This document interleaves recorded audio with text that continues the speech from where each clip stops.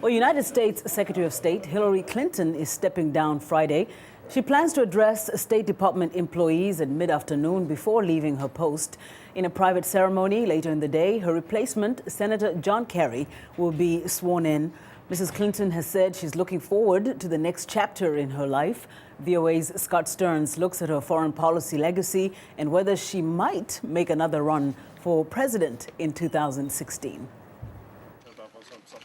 Hillary Clinton steps down from the State Department as the world's most admired woman, having worked to rebuild relationships damaged by wars in Afghanistan and Iraq while pivoting U.S. assets to the Asia-Pacific.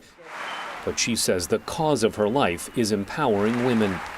It is just foolish to try and build a strong economy or a stable democracy while treating half the population as second-class citizens at best, as some other species at worst. And yet in too many places, that's exactly how women are treated. They have few or no political rights. They are subjected to terrible violence. Their health, even their lives, are disregarded.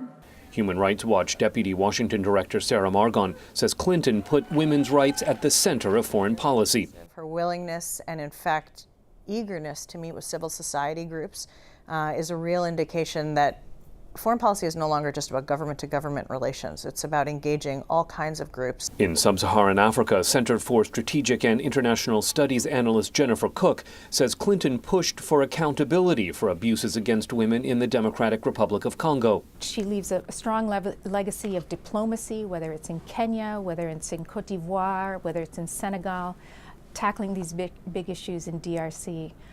But Clinton also has detractors. In the case of Syria, she's been criticized for not doing enough to help opponents of President Bashar al-Assad. And she's drawn criticism for security failures in Libya, at the U.S. mission in Benghazi, where 4 Americans were killed in a terrorist attack last September. Well, certainly the loss of American lives in Benghazi was something that I deeply regret, and am working hard to make sure we do everything we can to prevent.